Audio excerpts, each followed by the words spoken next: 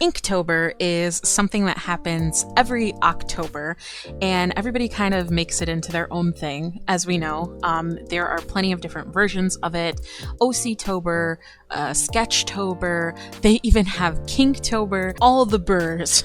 There's a lot of different versions of this that you can do. And so right now I am bringing you one of those other versions, which is technically in line with OC-tober, but I am participating in our version of Inktober with my dear friend Quill and Canvas 1907 or Tatty 1907 on some of the other platforms. And we are doing our own version, which we usually refer to as CATTOBER, which technically is, like I said, it lines up with OC-tober, because basically what we like to do for the month of October is to take the opportunity to use the prompts to make them into like fully finished pieces with our various characters that we feel like fit the prompts, or, you know, if we're just inspired to draw particular characters that day, and we just kind of have fun and make finished pieces. I decided to do this video because I thought it would be fun. I usually don't do stuff like this because I'm so unorganized to be able to make it in time, but I would like to try to do this through October. So this is going to be week 1 of my Inktober pieces, or my CATTOBER pieces, and I want to quickly direct you to not only TikTok, which me and Tatty or Quill are posting daily over there, short versions, like short little snippets of this, which actually are voiced over as well, which is something I don't usually do on TikTok. She actually kind of encouraged me to do it, and hers inspired me as well, so you should definitely go and check those out to get little snippets daily if you would like. But also she did her first 5 days of Inktober, so you should definitely go check that out on her YouTube channel as well. Everything is always linked down in the description. And yeah, so basically I am deciding to follow suit and copy her once again to make my first week in Inktober. And I know I spoke for most of the beginning here, but the first piece I started off with Noir, and the prompt for that is actually Crimson. And Crimson is, for those of you who have been on the channel for a while, you actually might recognize Noir. I drew this piece to go along with Tatty's piece because she drew Alizar, and these two are obviously married.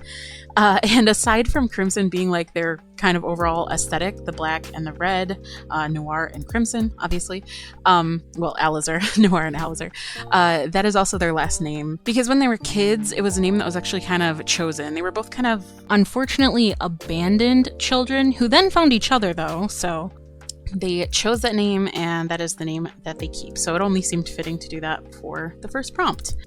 The second prompt was Flower, and so now I am drawing 2 of our god characters, Aristeus, god of the sun, and his little moon god, Danaeus. And like I said, there are snippets of like little lore throughout the videos that we're posting on TikTok, which is really fun. It's very hard to condense things down into a shorter talk span, so that's also kind of partially why I wanted to make this video a little bit longer, so I could yap a little bit more. As we know, I like to do that here. I had planned on keeping a consistent posting schedule here, but I kind of messed that up a little bit, but you know, hey, it's all right. We're all learning and trying to figure things out. But yeah, I chose them for Flower because actually in their lore, it is actually a thing that Aristeus creates the color pink for Danaeus. And so a lot of their lore and aesthetic and just things about them, like details about them, kind of does relate back to flowers, or, you know, particular flowers especially. And so I just thought it would be fun to draw something that was just like light and whimsical. One of the things that I wanted to do, and I have planned to do, and I hope to continue throughout this month, is that I want to practice things that I feel like are not a very strong suit for me.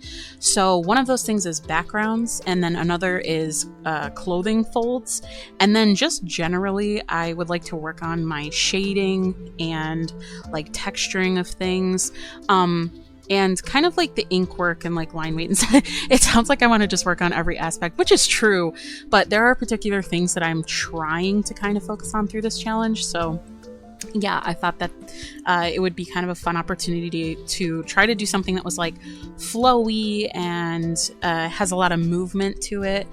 And I'm just trying to kind of improve stuff as I go along. And also, of course, like I said, draw whimsical, fun pictures of our characters. And so, yeah, I related them to flower because particularly pink and yellow flowers really relate to them. So I like the way that one turned out. I actually really like the way the coloring went on that. I was actually inspired by the art from like the Chinese novels and like, you know, manga covers and stuff like that. And I like the color palette I went with for this. And what was funny is at the end, I actually had to fix his sleeve a little bit. You can see that happening right now. But yeah, I was trying to get the balance to look right as well as the coloring. And it did kind of turn out the way that I wanted it to. So I am pretty happy with it and like the lighting situation and everything. And they're just so precious. So like, I don't know, I can't help myself. Anytime there's an opportunity to do something with them, like I just gotta. They're so precious. We love them so much. But yeah. On screen now is prompt number 3, and that is glass. And so I decided to depict this large stained glass window. And so these characters, so how our characters work, our original characters, they are all kind of connected in various ways, but some of them exist and like live in different realms from others. So we basically have kind of like different planes, I guess, but they do kind of link back to each other and connect, especially by way of like our pantheon and the gods in that and like who they worship and stuff like that. So these characters come from a realm called Esmerin. I have talked about other characters that come from there in other videos on this channel, but this is Prince Christopher and his Vicar Sin, which is like his royal guard. And I decided to do them with glass because it's actually a thing where Sin originally comes from. Stained glass making is like a very particular craft, and to further expand on that, it's actually like enchanted stained glass, so it has a lot of magical properties and can kind of do different things depending on how it's used and like what it is in. So like if it's in a window, it has specific uses. If it's in a decoration item, it has different uses. So it's kind of like infused with magical energy basically, and it can do various things. So I decided to do these two with this prompt because again, where Sin originally comes from is called Shasan, and it is the Empire, and Christopher is the prince in the kingdom Ilvikar, which actually are also kind of at odds at first, but that's a whole other like can of worms. But yeah, it has been a long time since Sin has been to his original homeland. He was away from there for a very long time due to like backstory and lore details before he goes to the kingdom of Ilvikar, where he then meets Christopher. And after a little while, they actually get to take a trip to Shasan. And so this scene is kind of inspired by that, of Sin showing something from his past. And as I said in the other videos, he's kind of trying to get Christopher's approval for it. And, you know, also kind of looking back on this and seeing something that he made such a long time ago. So he was going to kind of take over the family business of that glass crafting. But much like Prince Christopher, Sin's dad also sucks, and that's a whole other like plethora of details as well. Regardless, he was initially learning the craft, and so this is something he made when he was a child. So I thought it was kind of funny if it wasn't fully perfect, because I thought it kind of worked since he started making it as a baby, and then as he would learn more skills, he would add more pieces. That's kind of how it was working out. But and that is in also the palace, which again relates to lore details and stuff like that. I won't give too many spoilers because also some stuff is still getting worked out a little bit. And a lot of the stuff, especially stuff that I do, is kind of inspired by things rather than fully accurate all the time, which, you know, is another thing that I would like to work on, the imagery in my head and the creativity in my head. But yeah. So going on to prompt number 4, this is weapon, and the character that I'm drawing is actually a very good friend of Prince Christopher from the previous prompt. This is Prince Terence, and he is from a neighboring kingdom called Hylera. And Terence is a character that actually doesn't use magic to fight, and he doesn't actually use it in general. And again, this is something that relates to lore and backstory, but it's very not common for that to be the case in Esmeralda. Like, it's very uncommon is the correct word to use, to not use magic. So the way that the realm of Esmeralda works is that everybody has an aura, and the aura is basically used interchangeably with, like, you know, what magic would be. And so they all have different color auras, and they all are able to do different things and have different abilities because of those different colors. But Terrence actually has a curse that goes through his family. And so being around magical energy or anything that has magical properties tends to kind of have negative effects on him, and the curse mostly. It doesn't always affect him in ways that he even like thinks that it will, but he even suppresses his own. And Terrence is a very like cautious and timid person to begin with, and the curse makes him extremely paranoid, and, you know, always constantly worried about that. So he tries to avoid magic any way that he can. And so when he fights or does anything like that, he is using kind of his own strength. And he was trained by his older sister, Princess Hildegard, which is actually the captain of the guards. And then he was also trained by that very good friend that I mentioned before, Christopher, Prince Christopher. And he does get some like extra training and extra bits of that kind of stuff later from his royal guard, Goylin, which also becomes his husband later on.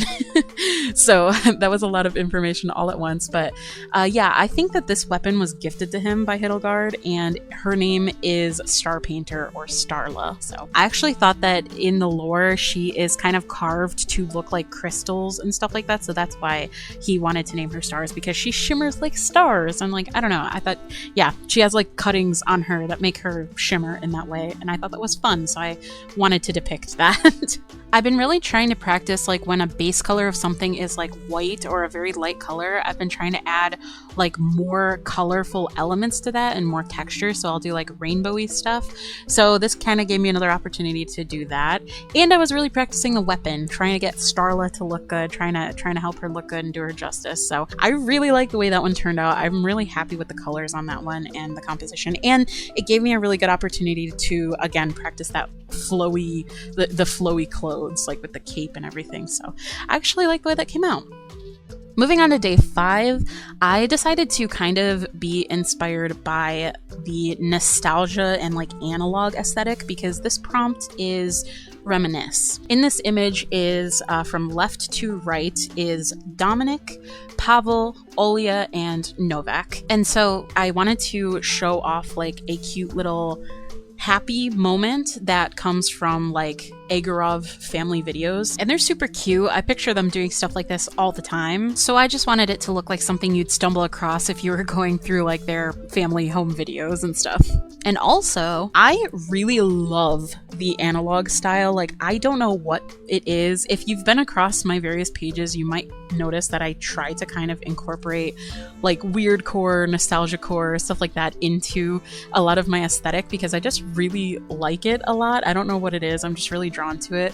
So I wanted to take the opportunity to kind of use some of those effects here and just make it look cool and fun.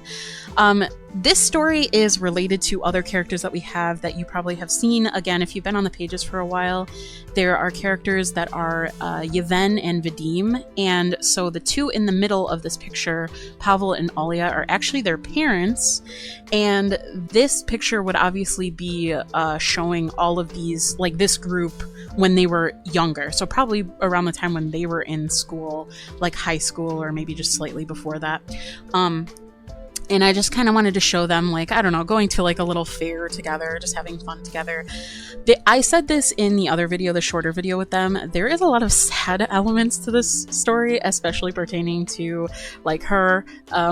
So I'm probably not going to touch on that again right now, because I also don't know every single detail about that, because originally Tatty actually constructed their story, as well as originally made Pavel, Olya, Yevhen, Vadim, and Novak as well. and we are starting work on a lot of the stuff now, like refining a lot of the details of various things. So there's a lot of stuff that I personally don't know. She actually probably has all the details refined.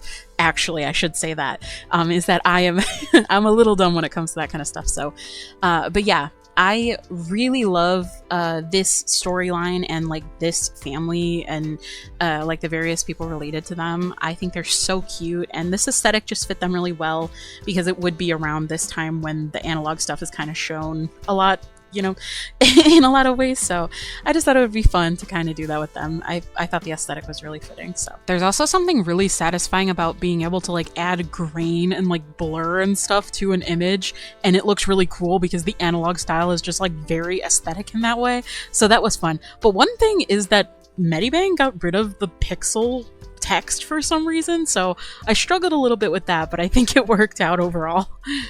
The next prompt is day 6, and this is actually the word aura, which is fun. So me and Tatty kind of made the list together. She made like a large part of it, and then I added a few words, and then we kind of mixed them in, and then she made the beautiful lists that you see, which you can find on our pages as well, on our DeviantArts and everything. I showed them in the video before, but if you want to get the actual like download and like the HD thing, check out our pages. But yeah, day 6 is aura, and so I decided to show this little scene of, once again, this is Prince Christopher and his vicar Sin, and of course, you know, more than just being his royal guard, they obviously, you know, stuff happens and they obviously grow very close, and Sin is extremely protective of Christopher, which I find very cute, and I love the way that Christopher responds to that. He's always so sweet and nice to him, and their dynamics are very cute just in general. He's his little prince, and particularly his little fairy prince. We keep saying that he looks like a fairy prince, especially when like this little magic energy is going through him, and that's so cute to me. But poor Christopher is often kind of like mistreated by the courts that are there, especially around the time like when Sin first gets there, and then they're kind of like, you know, learning how things work and all that. The people are not very nice to Christopher in the courts, and that is mostly because the current king that's there, so Christopher's biological father, his donor, he is the one in the throne at the moment, and he's kind of a jerk. I'm gonna be honest, he's kind of a jerk. So he definitely mistreats Christopher, and then the court kind of like follows suit, and does so from the time that he's very small, and the same thing happens to his mother. So Bancroft is just an asshole, a huge freaking asshole. Yeah. I always like to say that phrase, it's like Christopher has more like integrity and potential to be a good king in his like pinky nail than Bancroft has in his like entire being. So there's that. Sin approves this message. But yeah, speaking of Sin, he absolutely does not like this, does not approve of this at all, of course, obviously. And so he is, in this scene, he's doing something that he does very often, which is to use his healing magic to give Christopher like more energy or healing energy, or to basically even just soothe very simple things, even like a headache or a stomach ache, stuff like that. Sin has a golden aura, but he can actually use a few different colors, which is another rare thing in Esmeralda. Actually, it's actually difficult to learn multiple colors, but he typically uses his golden aura a lot, especially when it comes to Christopher. And another thing that he's doing with this, other than like healing or soothing, is he's actually doing something that's very incredibly taboo, but he keeps it a secret from Christopher to protect him from that being troublesome for him. He is actually kind of low-key stealing energy. Well, I say low-key, but it's very not low-key. He is stealing energy from the current king, Bancroft, Christopher's donor, jerk of a father, and giving that energy to Prince Christopher, which, you know, lengthens his life and it gives him more life energy. And yeah, so he's stealing Bancroft's life force and giving it to Christopher because, you know, Sin is a little bit crazy. But he is very protective of his boy, and he will do anything to keep him safe and, you know, benefit him, basically. So, yeah. I thought that was a cute scene to depict, though, because it is very cute and tender and intimate. So, yeah. Another quick tiny thing is that the sky I went a little extra on because I figured since they're in a different realm, I might as well like go ham on that. So I actually had a lot of fun painting the sky as well. Just another extra little side note. Okay, and we are going on to day 7 now, which is the prompt of trap. And so I have decided to draw 2 of our vampire characters for this one, and that is Jacques, who is standing up, and Silas, who is sitting down. Sitting down, I say. But yeah, this is actually supposed to be a piece of their like history and lore, actually. This is something that, I mean, all of the things have technically been things that actually happen. They're just, you know, some of them are more inspired, more whimsical, or dare I say, me just kind of guessing because I don't have all the details in my brain just yet. But yeah, at least as far as like composition and that kind of like setup goes. But anyways, yes, this is something from their history. So they meet around the time of World War I, and Jacques and Silas are on opposing sides, and so him and his peer group basically try to capture somebody from the opposing side to then be able to like use them as leverage for, you know, bigger schemes and things that they have going on. But when Jacques meets Silas, he doesn't realize that Silas is going to be as compliant as he is. He's basically like a big friendly dog boy. He's really not suited for the military life. Don't get me wrong, he is capable of doing things, like he is pretty strong and stuff like that, but he really isn't suited fully for like the military scenario and setup, as I'm sure many people obviously weren't or aren't. But yeah, he came from a noble household originally, and he wasn't like uber rich or anything, but he was definitely living a little more bougie than he would have been at like this very point in time. And he also sees Jack as really elegant and like very pretty in like his style and demeanor and everything, and so there's that. He's captivated immediately. But yeah, things obviously ensue, and so during this time period, Jacques is already a vampire and Silas is not yet, and Silas has a very, very deep like connection to the world of wanting to learn more about vampires. Like he has a whole thing with his grandfather who had hinted to meeting a vampire and having loved a vampire at some point, and so he's always been very interested in meeting the vampires and like seeking them out. And he obviously did not expect to meet Jacques here, but he did. And so not only is he absolutely gorgeous and so cool in Silas's eyes, but he is also a vampire, so he takes like extra interest in him.